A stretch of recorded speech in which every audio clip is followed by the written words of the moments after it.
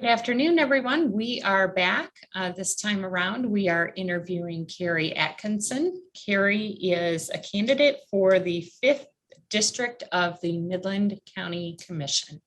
So we're delighted to have her with us today. And again, I'm joined by a couple of volunteers from our Advocacy Council to interview Kari.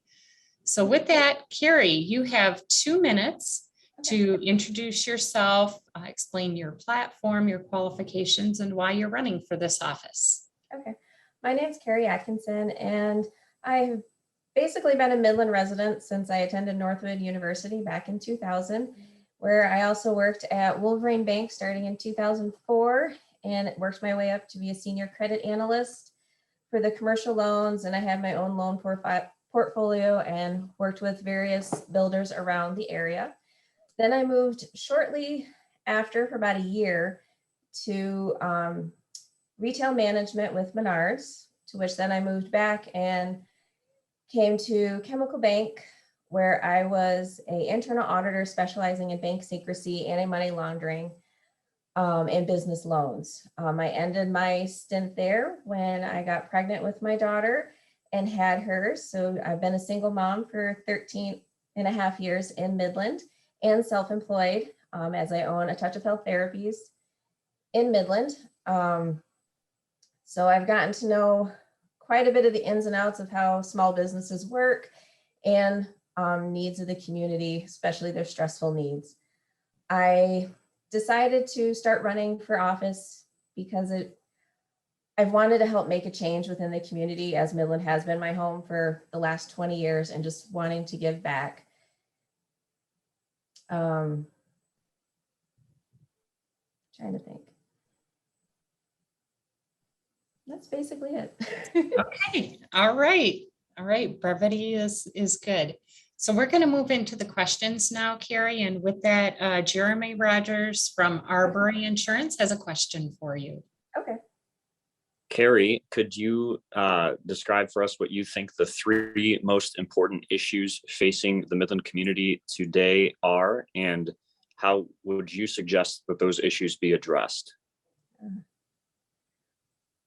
Right now, I would say the 3 main issues is definitely the economics, because everybody's seeing the rise in gas prices, food, utilities, as well as the business owners are seeing issues with just employment and having people come to work, where they hire people and then they might go through the process. So they're there like on Monday, by Thursday, they don't show up. So there is definitely a constrained business issue.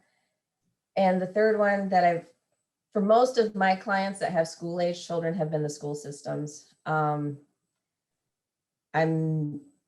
not sure as a county commissioner we have much say on that. That comes down to the school board and the parents on if they want how to make changes with the school systems.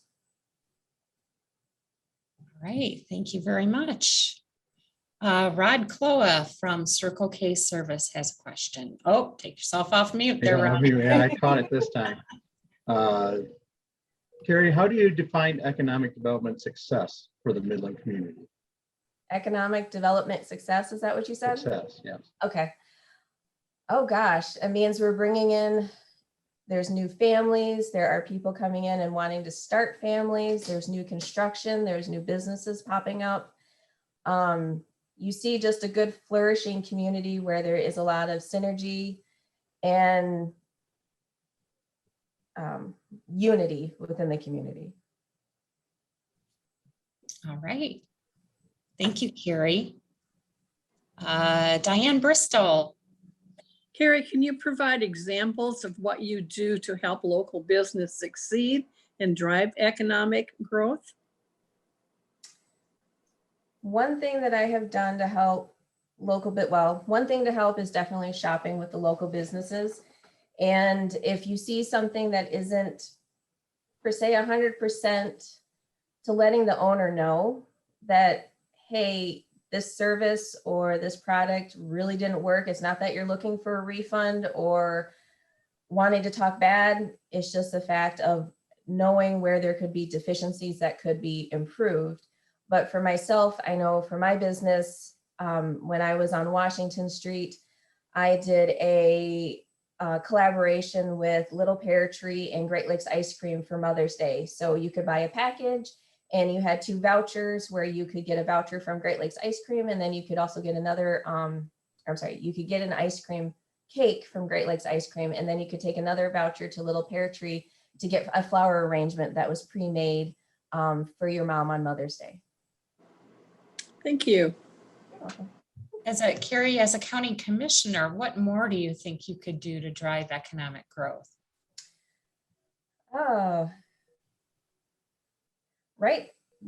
That's a tough one, because since I changed buildings, one of them is lack of business space. And I'll even say reasonably priced business space, but I know rents are crazy right now on both commercial and business, but just finding space with our needs that to help a small business, because not everybody has, $2,000, $2,500 to shell out for monthly expenses when you're just starting, and it can be stressful. So one thing would be taking the stress out for small businesses to just help them get on their feet. So even taking some of the empty, vacant, bigger buildings and bringing them down, so at least the cost can be shared and brought down, and everybody can then work together. All right, thank you. Jeremy Rodgers, Arbury Insurance. Hello again, Kari. If elected, what will your approach be to the county budget, and what is your general philosophy on spending and taxation? That one, well, spending and taxation, that was actually something I've been thinking on just my own, or I've been thinking about that myself, of where is the balance when it comes to taxation, because we always want all these different programs funded, but then that also leads to more taxing and more taxation on the individuals. And so it's like, what is the give? Like, what do we really need to be spending that is a true need? And how do we balance those needs versus wants? I haven't had a chance to fully look over our budget for Midland, to be honest. And I just was talking with someone today about their property taxes, and they said, she goes, I hardly ever look at my property taxes. And she goes, I just happened to look at it today and I see I'm paying $78 for the Midland Library. And she goes, but I don't use the library. And I said, but everybody else thanks you. But I do love the library. Our library is actually very nice. And I love the ebook feature, which does give you free access to ebooks. And I love ebooks and I love audiobooks. So I did mention that to that person, that you could, instead of, paying for downloads, you could actually look on Hoopla to find all these different books to see, so you don't have to pay for them. All right. Thank you, Kari. I don't know if I explained, if I Yes. raised my hand, I did. Okay. All right. Sorry. No, that's okay. I have a question for you. Could you please describe what you feel is the ideal relationship between the county commission and other committees of the county, as well as the departments? Can you say that again? Sure. Yes. Could you describe the ideal relationship that would exist between the county commission and the various other committees at the county level, as well as the departments?